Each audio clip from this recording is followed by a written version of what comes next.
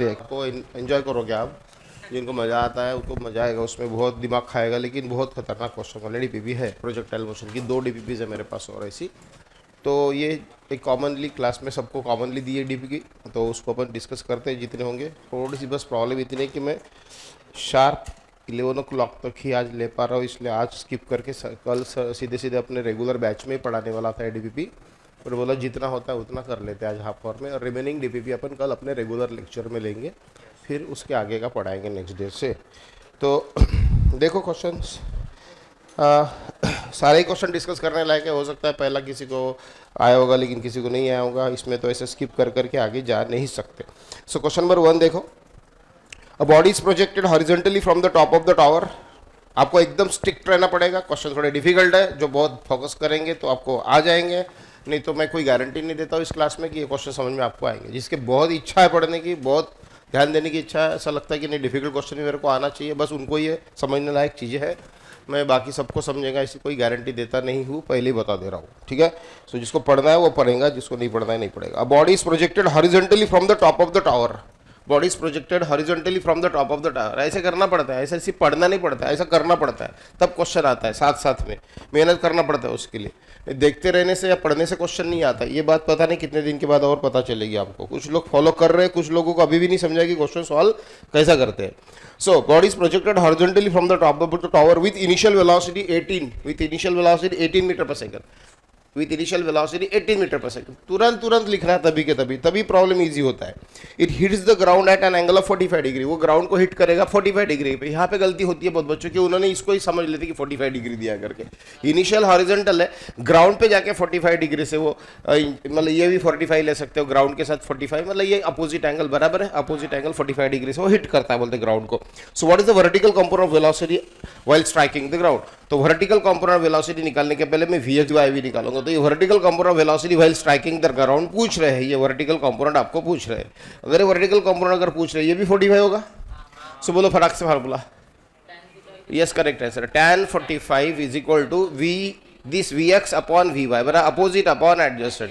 सो Vx upon Vy, बस इससे हो जाएगा। tan 45 यानी 1 होता है, Vx अपॉन Vy होता है, दैट्स व्हाई Vx और Vy सेम ही हो गया 1 होने के कारण। मतलब Vx कितना है, तो यही तुम्हारा ये होता है, यही तुम्हारा, ये कभी नहीं बदलता, याद है ना, ये Ux कभी नहीं बदलता, तो ये Ux ही तुम्हारा Vx है। मतलब तुम्हारा Vy का आंसर आ गया, Vx यानी Ux यानी कितना है, यही तुम्हारा आंसर है। फाइनल, खत्म हो गया क्वेश्चन। चलो ठीक है, नेक्स्ट क्वेश्चन की तरफ चलते हैं। ये नेक्स्ट क्वेश्चन नंबर देखो कौन सा है। One stone is projected horizontally from the 20 metre height cliff. 20 metre height से, 20 मीटर हाइट, 20 मीटर क्लिफ है ना, कुछ भी हो सकता है, ऐसी कोई मतलब यहाँ पे हिल एरिया हो सकता है, ऐसा। तो ये 20 मीटर हाइट का क्लिफ है ना, ऐसा एक ऊपर जाके वर्टिकल एक प्रकार से एज क्लिफ है ना।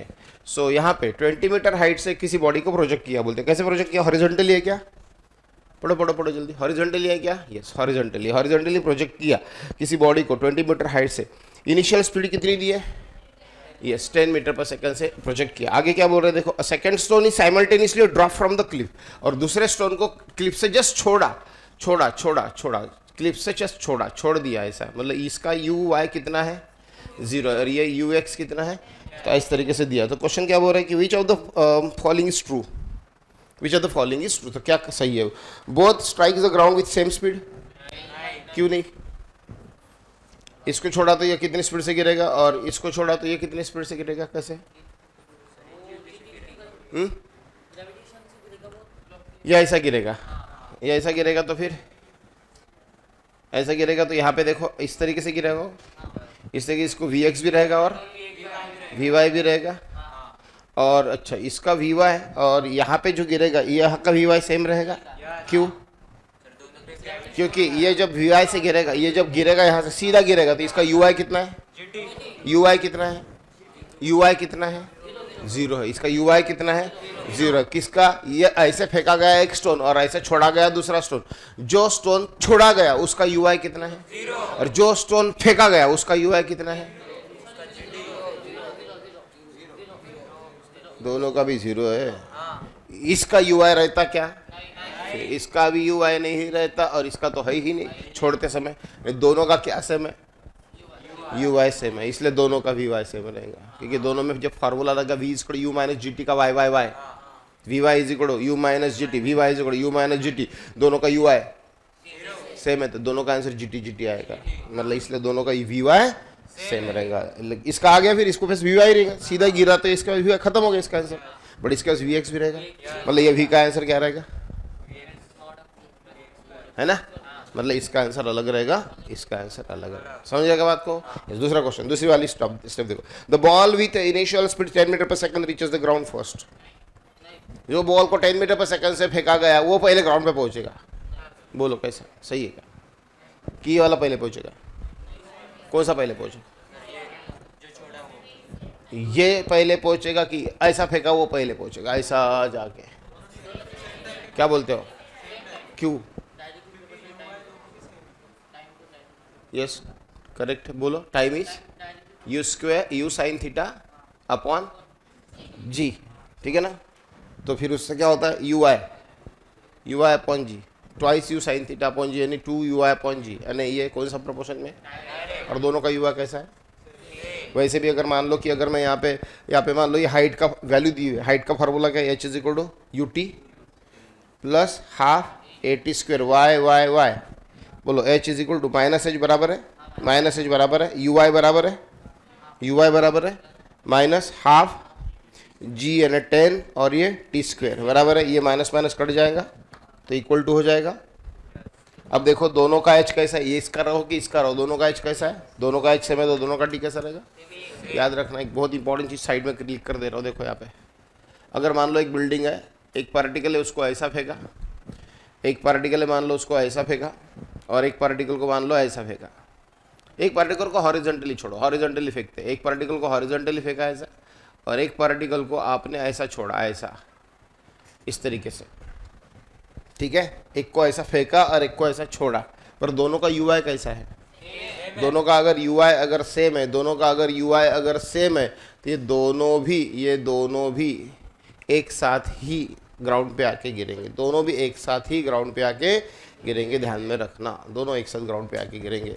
तो मतलब जब ये यहाँ पे रहेगा ना, यहाँ पे रहता, देखो जब ये यहाँ तक पहुँचेगा ना, यहाँ पे पहुँचता है, ये यहाँ पे पहुँचता है तो यहाँ पे पहुँचता है, यहाँ पे पहुँचेगा तो ये यहाँ पे पहुँचे, याद रखना बराबर, ये बहुत इंपॉर्टेंट होता है।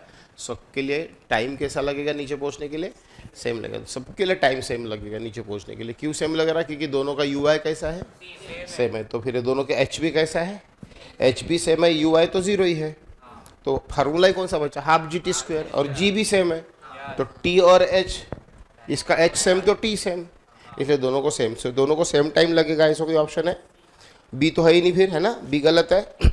ओके हाँ, और भी C, both ball hits the ground at the same time. अभी इधर देखो, ध्यान देना, एक पार्टिकल है, देखो अभी यहाँ पे मैं डायग्राम बता रहा था और क्लियर कर देता हूँ। यहाँ से अगर मान लो इस प्रकार से एक पार्टिकल ये है, एक पार्टिकल ये है, और एक पार्टिकल ये भी है, और एक ये भी है, मान लो ये मान लो आपने 10 मीटर पर सेकंड से छोड़ा, ये 20 मीटर पर सेकंड से फेंका, और एक तीसरा जो है ना, तीसरा उसको सीधा छोड़ दिया नीचे ऐसा, तो ये नीचे ऐसा के पास से आएगा, ये नीचे, ये 10 वाला इधर लेता हूँ, ठीक है, 10 वाला नीचे लेता हूँ और 20 वाला ऊपर लिखता हूँ, 10 वाला नीचे लिखता हूँ, 20 वाला ऊपर लिखता हूँ, ये ऐसा, तो ये देखो ये ऐसा आएगा, और ये ऐसा आएगा क्योंकि ज़्यादा स्पीड से फेंका तो, और ये ऐसा आया, लेकिन क्या बोला अभी तक, ये सब देखो ये ऐसा रहेगा।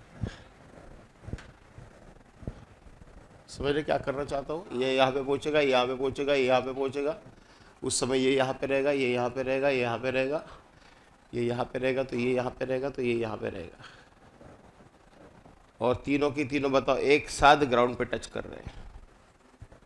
कंफ्यूज करने वाला क्वेश्चन है कि नहीं है, ऐसा क्वेश्चन डायग्राम के साथ आया था एग्जामिनेशन में। एक पार्टिकल को ऐसा छोड़ा, पार्टिकल नंबर ए को ऐसा छोड़ा, पार्टिकल नंबर बी को हॉरिजॉन्टल 10 स्पीड से फेंका, पार्टिकल नंबर 3 को हॉरिजॉन्टली 20 के स्पीड से फेंका, तो बोल रहे थे कि इसको टाइम t1 लगा, इसको टाइम t2 लगा, इसको टाइम t3 लगा, तो t1 greater than t2 greater than t3, t1 less than t2 less than t3, t1 is equal to t2 is equal to t3, तो क्या सही है, कोई एक्सपेक्ट करेगा क्या? कोई क्या सोचेगा अरे जिसको ऐसा छोड़ा सीधा गिरेगा, कोई क्या सोचेगा अरे ऐसा फेंका तो ऐसा जाके लेट गिरेगा, और किसी को तो 20 के स्पीड से फेंका तो बहुत दूर जाके ऐसा गिरेगा, ऐसा सोचेगा कोई। लेकिन ऐसा नहीं होता है, ये तीनों एक साथ ही ज़मीन को टच करते हैं, याद रखना, क्योंकि तीनों का UI कैसा है? सेम है। तो तीनों एक साथ ही मतलब एक ही समय में, और बिकॉज तीनों के लिए क्या सेम है? हाइट भी सेम है, तीनों के लिए हाइट भी सेम है, इसलिए तीनों एक साथ ही ग्राउंड पे आके गिरेंगे। ठीक है, चलो फिर ठीक है। अब देखो एक इसमें क्वेश्चन है बढ़िया। मान लो ये पेड़ है ऐसा,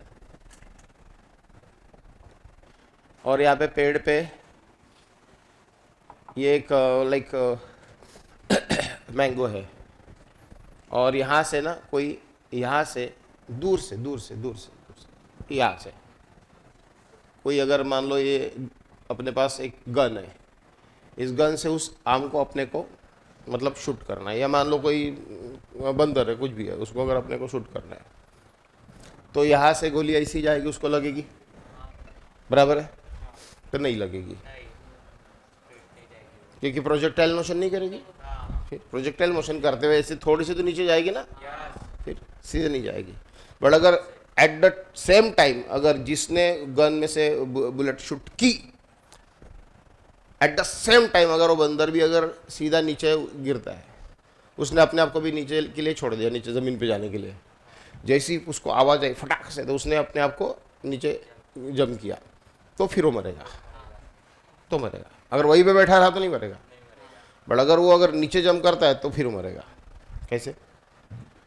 क्योंकि ये ऐसा जाने वाला है और ये भी ऐसा गिरेगा नीचे, तो यहाँ पे मरेगा वो, क्योंकि ये वाले हाइट पे ऐसा छोड़ो या ऐसा फेंको या और ज़्यादा स्पीड से फेंको, सेम टाइम पे नीचे गिरने वाले, तो ये बुलेट ऐसी यहाँ पे और ये सीधा यहाँ पे सेम टाइम पे आने वाले, इसलिए वो वहाँ पे शॉर्ट हो जाएगा। तो इस प्रकार के क्वेश्चंस आपको रहते हैं, तो ध्यान में रखना, इससे आपको आइडिया आएगी आगे जब क्वेश्चन आएगा तो।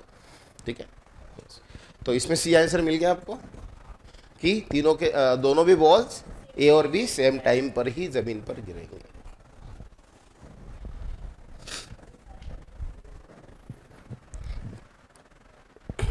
ठीक है, नेक्स्ट क्वेश्चन देखो। Next question number 3।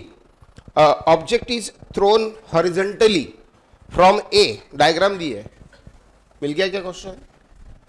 है क्या आपके पास? की क्वेश्चन नहीं है ना?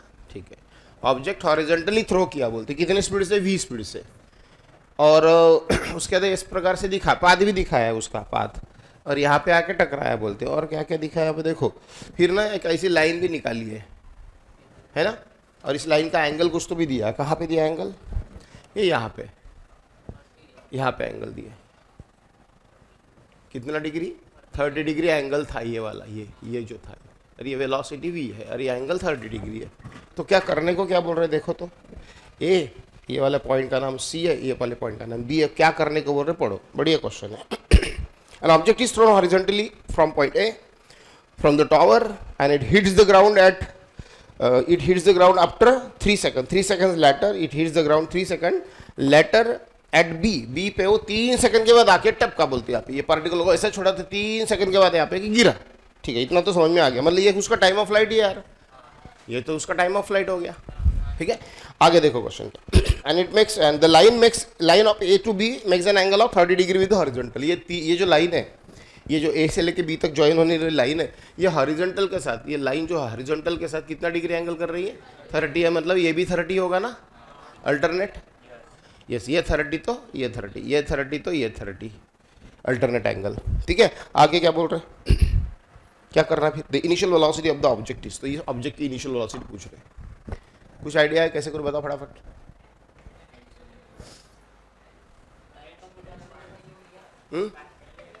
पहले h निकाल लूँ, ओके ठीक है, h निकाल लेता मैं, कैसे निकालू? t is equal to you under root, नहीं यू नहीं, अंडर रूट, अरे पता है क्या फार्मूला है ऐसे में, याद है सबको? Yes, capital T is equal to under root twice h by under root twice h by. अच्छा, आपको कोई नोटिस मिला है कुछ कि आपने जो इस प्रोजेक्टाइल मोशन चैप्टर के जो घर में जो अगर मेमोरी मैप अगर चिपकाया है तो उसकी सेल्फी भेजना करके निकाल के? तो मैं बता रहा हूँ आपको, कल आपने अगर प्रोजेक्टाइल मोशन के फार्मूले के ऊपर वर्क करने को बोला था, बार बार बोला मैंने, उसका पेपर पे लिखकर अपने घर में स्टडी रूम में कहीं भी चिपकाओ, स्टडी रूम में चिपकाओ, ठीक है, कहीं भी चिपकाओ, मेरे को उससे कोई लेना नहीं, लेकिन सेल्फी लेना और मेरे को भेजना, अच्छे लेना सेल्फी, ठीक है, कहीं पे भी बैठ के मत लेना, ठीक है। तो मेरे को कोई बोलेंगे सर आपने ही बोला था जहाँ बैठे वैसे लेना करके, ठीक है। इधर देख, so T is equal under root twice H by G, formula पता है, इस फार्मूले से काम बनती है चैप्टर में एकदम।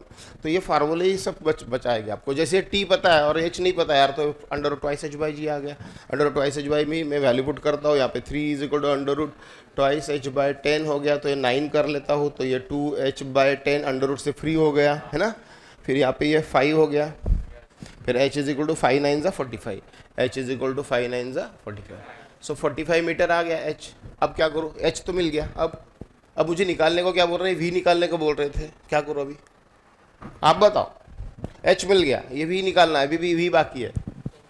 r का फार्मूला भी बताओगा ना, r का formula r is equal to you under root twice H by G, है ना, U under root twice H by G, मतलब ये कैपिटल टी, अरे r is equal to U T, r is equal to velocity to time, क्योंकि r है नहीं, s is equal to U T plus half AT square x है ना r, और ये सॉरी ये ax नहीं रहता, uxt यानी ut ही होगा ना, uxt नहीं ut।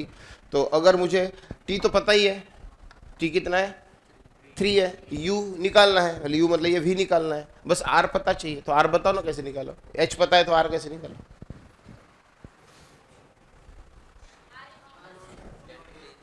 अरे वो 30 डिग्री काय के लिए दिया है, तो फिर करो ना, ये 30 दिया है, h पता है, तो ये नहीं निकाल सकते क्या। tan 30 is equal to h by R, tan 30 is equal to opposite upon adjacent, so tan 30 यानी 1 by root 3 is equal to h by R. तो फिर यहाँ पे r is equal to root 3h यानी r is equal to 45 root 3, 45 root 3। तो tan 30 is equal to h by R करके अपन ने r निकाल लिया, और r अगर निकाल गया 45 root 3 is equal to v, u and v ये, और into 3, so v is equal to कितना हो गया 45 root 3 upon 3 and v is equal to 45 upon root 3 चाहिए तो 15 इंटू 3 करो, ऐसा कुछ आएगा, और शायद फाइनली ऐसा आ सकता है, ठीक है। सो देखो क्वेश्चन इजी है, मतलब किस तरीके से दिया था, यहाँ से वेलोसिटी v से फेंका, 3 सेकंड में अगर ग्राउंड पे गिरता है तो बोल रहे थे कि फिर वो v कितना होगा, अगर ये एंगल अगर 30 डिग्री है, तो ये सीधी सीधी लाइन ज्वाइनिंग का एंगल 30 डिग्री है, तो सबसे पहले आपके ध्यान में आना चाहिए कि ये एंगल का अपने को फायदा लेना चाहिए। ये h दिया हुआ है तो r निकाल सकते हैं। टाइम ऑफ फ्लाइट दिया हुआ है तो कैपिटल टी का direct formula horizontal projectile motion का under root twice H by G पता होना चाहिए। Capital T is equal under root twice H by G से टी दिया था तो h निकल गया, h निकल गया 45। अगर h निकल गया तो h अपॉन r यानी tan 30, इससे r निकल गया, और एक बार r निकलने के बाद r का फार्मूला भी लगा सकते हैं, u into T, velocity into time. r का फार्मूला क्या है, ux into T, half AT square रहता क्या, ax में नहीं रहता। तो ये हो गया आपका next problem.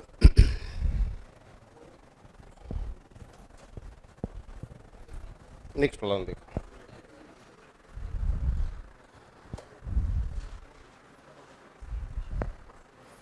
an aeroplane is flying at 490 meter above the ground at 100 meter per second. Aeroplane is jet ऐसे निकालता हूँ मैं, ये aeroplane is flying at the height of 490 metre above the ground, ground से 490 मीटर हाइट पे एक aeroplane fly हो रहा है जिसकी स्पीड 100 मीटर पर सेकंड दी हुई है। तो क्या करना है, find out. So how far on the ground, मतलब उसमें से एक ब्लॉक रिलीज किया, बोलते इस एरोप्लेन ने अपने अंदर से एक ब्लॉक छोड़ दिया ऐसा, तो ब्लॉक कितने दूर आके गिरेगा ग्राउंड पे। How far it will strike on the ground, ground पे कितना दूर आके गिरेगा ऐसा पूछ रहे, कितना दूर। तो इस तरीके से ऐसा आके गिरेगा, ग्राउंड पे कितना दूर आके गिरेगा ऐसा बोल रहे, तो यहाँ से कितना दूर आके गिरेगा ऐसा पूछ रहे हैं आपको। तो यहाँ पे आपको ये डिस्टेंस निकालना है, ये वाला डिस्टेंस r, ठीक है, यहाँ पे r वाला डिस्टेंस निकालना है। तो देखो यहाँ से फेंका, यहाँ से छोड़ेंगे तो उसकी भी स्पीड कितनी रहेंगी 100 मीटर पर सेकंड रहेंगे ना, r निकालना है। फिर r का डायरेक्ट फार्मूला ले सकते हैं, u अंडर रूट 2h/g, तो r is equal to u की वैल्यू कितनी है 100 और ये ट्वाइस h यानी 490 और अपॉन g यानी कितना 10, सो r इज इक्वल टू 100। देखो g की वैल्यू दी है कि उन्होंने 10 लो करके नहीं दिए ना, तो मेरे को इस बार लग रहा है कि 9.8 लेने से ज़्यादा अच्छा होगा क्वेश्चन मेरा, क्योंकि देखो ये हो जाएगा तुम्हारा 490 का डबल 980, 490 का डबल 980 अपॉन 9.8 करेंगे तो r इज इक्वल टू 100 और ये 980 अपॉन 9.8 यानी कितना हो गया 100, मतलब r इज इक्वल टू ये 100 इंटू 10 यानी कितना 1000 मीटर यानी 1 किलोमीटर, 1 किलोमीटर, ठीक है। सो r इज इक्वल सीधा सीधा क्या फार्मूला लगाया u under root twice h by G, r का formula u under root twice h by G. So एक मिनट, इसमें मुझे एक क्वेश्चन है जिसका आंसर थोड़ा सा इससे भी अलग तरीके से पूछा है, तो इसका आंसर की मैं आंसर 1 किलोमीटर ही दिया है कि और कुछ दिया है, इसमें 1 किलोमीटर ही दिया है, लेकिन आपको मैं बता रहा हूँ ये क्वेश्चन एक बहुत दूसरे तरीके से पूछा जा सकता था, थोड़ा डिफिकल्ट बनाना होगा तो। So find the displacement of the block पूछते तो क्या करते, फाइंड द डिस्प्लेसमेंट। देखो देखो सुनो इधर, क्वेश्चन कैसा कंफ्यूज कर सकता है ये वाला। ये एरोप्लेन ने उसमें से एक पैकेट छोड़ा, 100 मीटर पर सेकंड से जाने वाले एरोप्लेन में से पैकेट छोड़ा, वो पैकेट सीधा ऐसे आके गिरा, बराबर बोलेंगे बताओ वो कितना, उसने कितना डिस्प्लेसमेंट किया।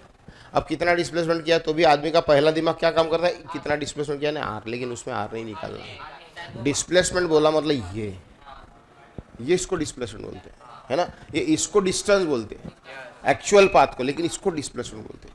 और इसको डिस्प्लेसमेंट अगर निकालना होगा तो ये 490 और ये आर की वैल्यू कितनी आई 1000 आई ना, ये इसका पाइथागोरस थ्योरम से करना, ठीक है। डिस्प्लेसमेंट पूछा तो ओके, याद रखना है, क्वेश्चन कभी आया तो कोई बुक में से कोई शीट में वर्कशीट में आ जाएगा कल चल के, याद रखना। इस प्रकार का कोई क्वेश्चन गया होगा तुम्हें आके तो देखो। हाँ देखो नेक्स्ट क्वेश्चन नंबर देखो 5, क्वेश्चन नंबर 5 देख लो। क्वेश्चन नंबर 5 में बोल रहे कि सीई एंड डी एफ क्या है, दो वॉल्स है इक्वल हाइट की है, ये क्वेश्चन पूछा था ना किसी ने, आर्यन, ठीक है। सीई यानी वो वॉल की हाइट है, डी भी वॉल की हाइट थी, ठीक है ना। CE and D F are the two walls of equal height 20 metre, यहाँ पे देखते हैं ये 20 मीटर हाइट की दो वॉल है, इसका नाम सीई है, इसका नाम डीएफ है, ऐसी दो वॉल है सेम हाइट की। आगे क्या बोल रहे हैं देखो, वहाँ से दिख ही रहा वैसे तो पार्टिकल कहाँ कहाँ पे फेंका गया है, तो मैं डायरेक्टली डायग्राम से लिख दूँ, पढ़ते नहीं बैठेंगे प्रॉब्लम। यहाँ से कोई पार्टिकल को इधर फेंक रहे हैं, देखो इसकी स्पीड वीड क्या दी है वी, और यहाँ से पार्टिकल को ऐसा फेंक रहे हैं ऊपर, और इसका एंगल 37 डिग्री दिया हुआ है, ऐसे टाइप का कुछ तो भी है। दो पार्टिकल देखो, एक ऐसा और एक ऐसा फेंक रहे हैं, तो आगे क्या करना है, प्रोजेक्टेड हॉरिजॉन्टली टुवर्ड्स, वो हो गया, बी हो गया, सब हो गया, ठीक है। With velocity 15 metre per second, इसकी वेलोसिटी दी है, इसकी 15 मीटर पर सेकंड दी है, बराबर। देखो अच्छा क्वेश्चन है। अब क्या बोल रहे हैं, अब क्या पूछ रहे हैं, इफ ए ऑलवेज सीज, ये बड़ा इंपॉर्टेंट लाइन है, ये जिसको मतलब समझ में आएगा उसको ये प्रॉब्लम समझेगा। अब ये अच्छे से पढ़ो, लास्ट वाली line, A always sees B to be moving perpendicular to EF, then range of A from ground is। देखो क्या पूछे पता है, A को हमेशा, A को मतलब A के ऊपर बैठ जाते हैं, A को हमेशा ये जो B है ना वो हमेशा कैसा दिखेगा बोलते हैं, परपेंडिकुलर टू EF ही दिखेगा बोलते हैं। मतलब क्या है ये,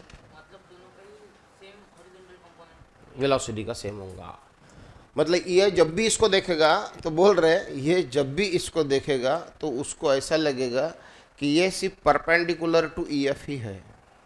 कैसा है, परपेंडिकुलर टू ईएफ ही, ऐसा उसको लगेगा।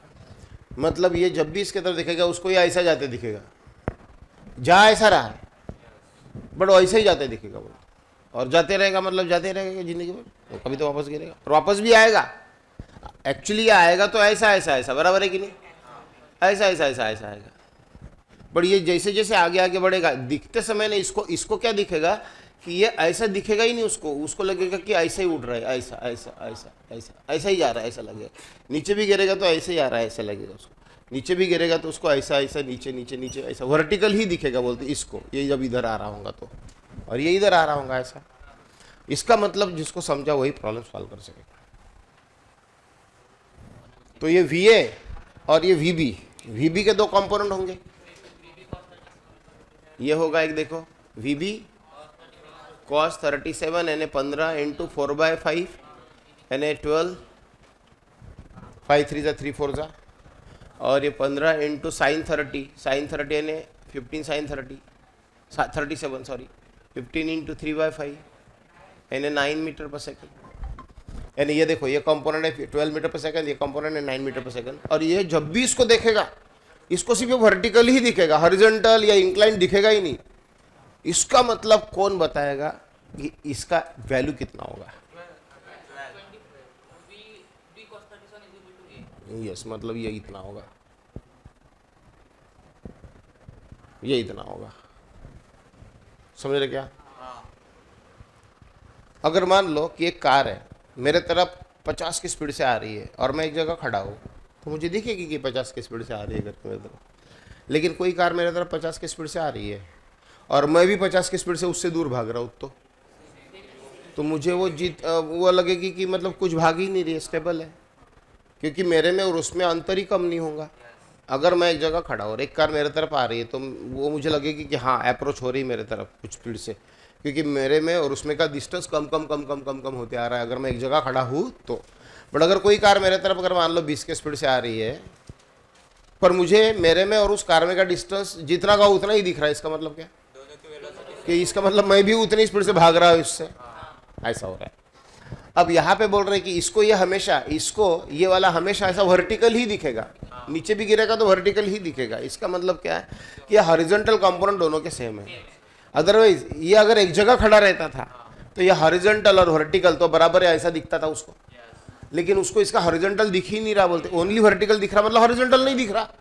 इसको ओनली वर्टिकल मोशन दिख रहा है इसका, मतलब हॉरिजॉन्टल नहीं दिख रहा और हॉरिजॉन्टल नहीं दिख रहा है मतलब इसका हॉरिजॉन्टल सेम होगा, क्योंकि इसका हॉरिजॉन्टल वाला मोशन दिख नहीं रहा, मतलब इसका हॉरिजॉन्टल सेम होगा। ये उसका पता चल गया। मतलब मुझे ना रेडीमेड के आगे मेरे हाथ में एक आंसर आ गया डायरेक्टली।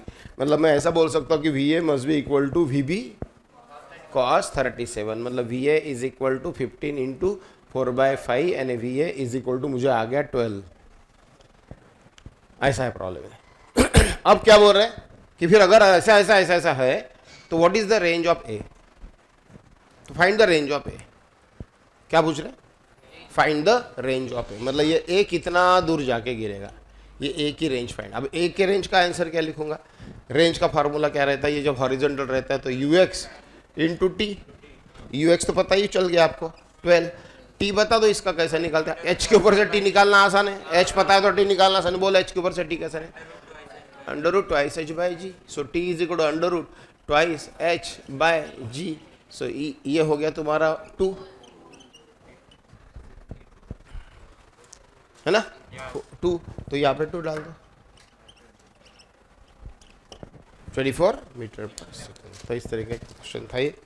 कुछ चीज़ें समझने वाली थी, जो समझ गए तो समझ गए। ऐसा था कि जैसे कि दोनों का ये हॉरिजॉन्टल कंपोनेंट सेम होगा, ये दिमाग में क्लिक होना जरूरी था। क्यों? क्योंकि इसको सिर्फ हमेशा ये वर्टिकली दिखता, बोलते वर्टिकली दिख रहा बोलते ये, तो इसका मतलब दोनों का हॉरिजॉन्टल कंपोनेंट सेम होगा। और फिर रेंज ऑफ A निकालना है तो उसका VA तो पता ही चल चुका है, बस उसको टाइम कितना लगेगा, तो हाइट के ऊपर से टाइम निकालना आपको आता है। हाइट के ऊपर से under root twice H by G करके टाइम निकालना आता है। उतने टाइमिंग में वो UX स्पीड में इतने टाइम में कितना दूर जाके गिरेगा, तो 12 2 जा 24 इतना दूर जाके गिरेगा। ठीक है, यस।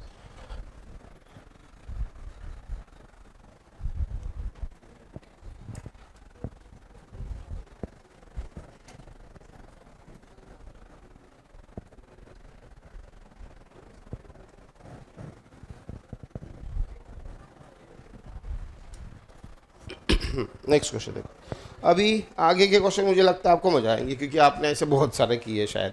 देखो 2 इक्वेशन दिए, x का एक y का, मैक्सिमम हाइट पूछ रहे। x का इक्वेशन देखो क्या है, क्वेश्चन नंबर कौन सा है? Question number 6। x का इक्वेशन क्या बोलो, पढ़ोगे क्या? किसी के पास है? बोलो। 10 रूट 3t और y का 10 minus 10t minus T square. ऐसे 2 इक्वेशन है। ऐसे 2 इक्वेशन फॉलो कर रहा बोलते कोई भी ट्रैजेक्टरी के। कोई पार्टिकल है जिसके मोशन में ये दो इक्वेशन फॉलो हो रहे बोलते हैं, तो फिर वो वाले पार्टिकल की मैक्सिमम हाइट निकालो बोलते हैं, मैक्सिमम हाइट।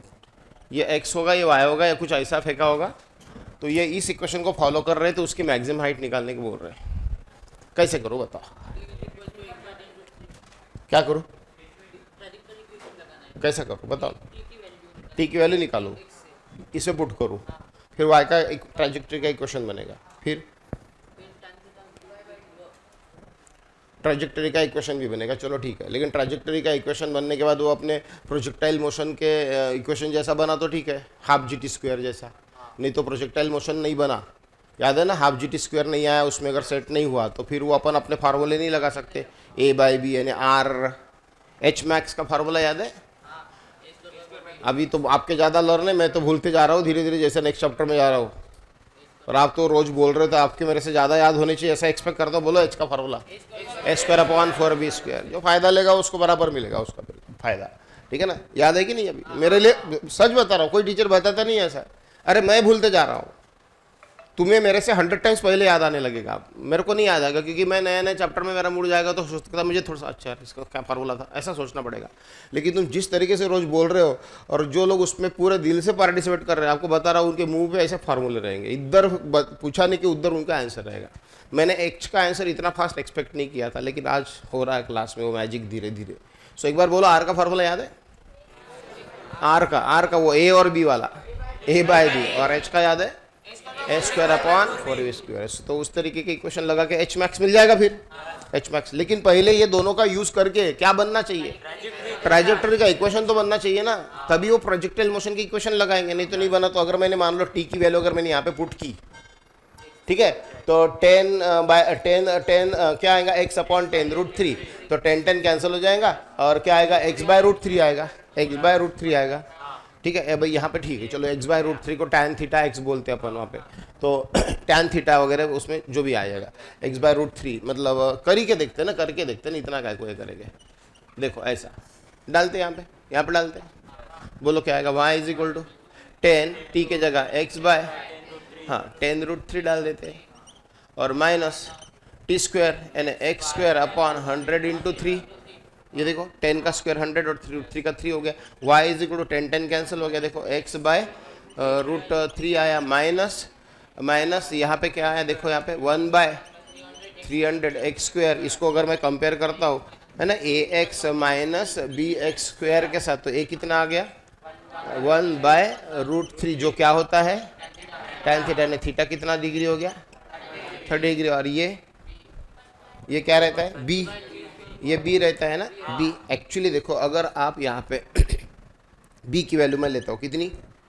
1 बाय √300, b के रहने दो 1 बाय मतलब a बाई बी। अब बताओ रेंज की वैल्यू निकालता हूँ तो a बाई बी अगर आई तो a बाई बी कितना? 1 बाय √3, और b कितना? 1 बाय 300। सो 300 गया ऊपर, बाय √3 आया, मतलब 100 इंटू 3 करूँगा, √3 करूँगा तो 100 √3 मान लो कि रेंज आ गई।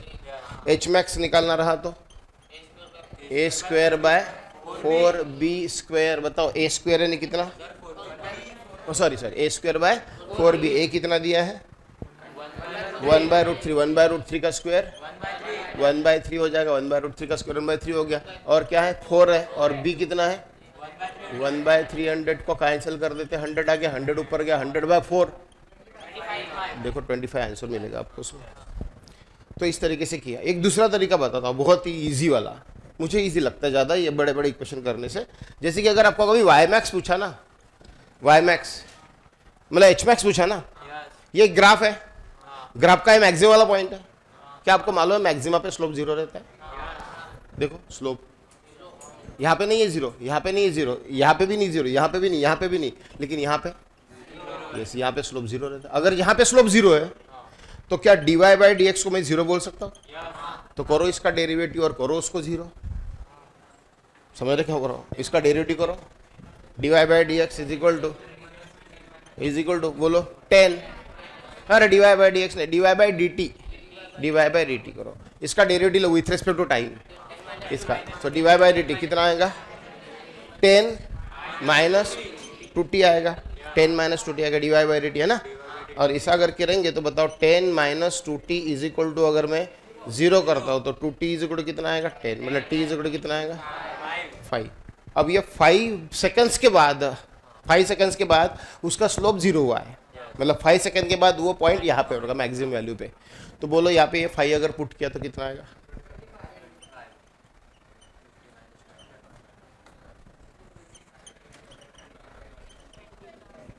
इस तरीके से भी कर सकते हैं। याद आएगा कैसे किया था, मतलब y dy बाई डी को 0, dy बाई dt को 0 कर दिया, मतलब विथ रिस्पेक्ट टू टाइम उसका डेरिवेटिव ले लिया, उसको 0 कर दिया, यानी उतने समय के बाद स्लोप 0 हो रहा है, मतलब वो मैक्सिमम पे पहुंच रहा है। कितने समय के बाद, 5 सेकंड के बाद। बस 5 सेकंड इस पर डाल दिया, खत्म किया, ठीक है।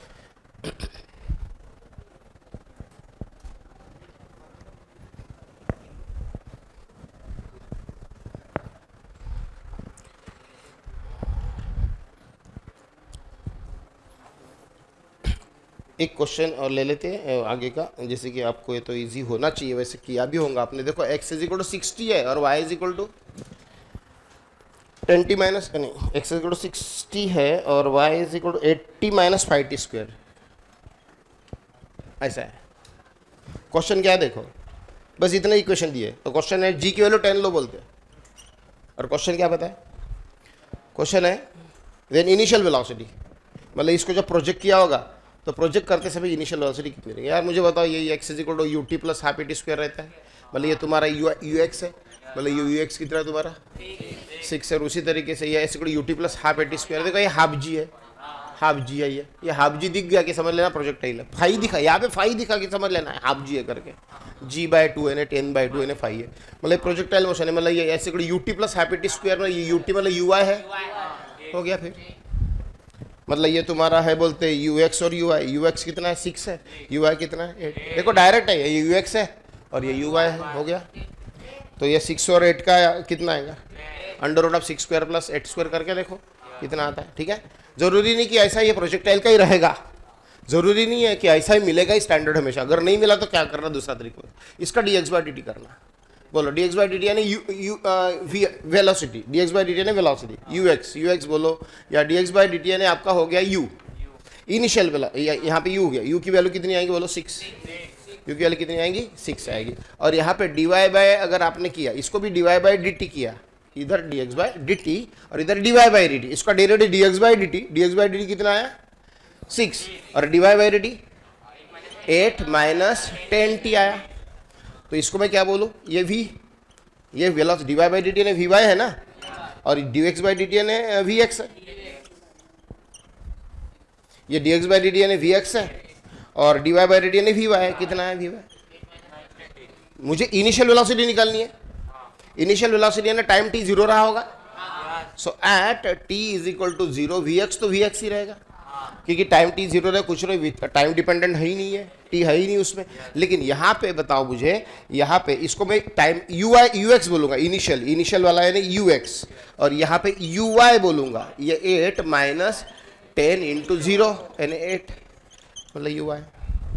इसका डेरिवेटिव ले लिया, इसका डेरिवेटिव ले लिया, x का derivative with respect to time लिया, y का derivative with respect to time लिया, vx और vy मिला, टाइम की वैल्यू 0 पुट कर दी तो इनिशियल वैल्यूज मिल गया।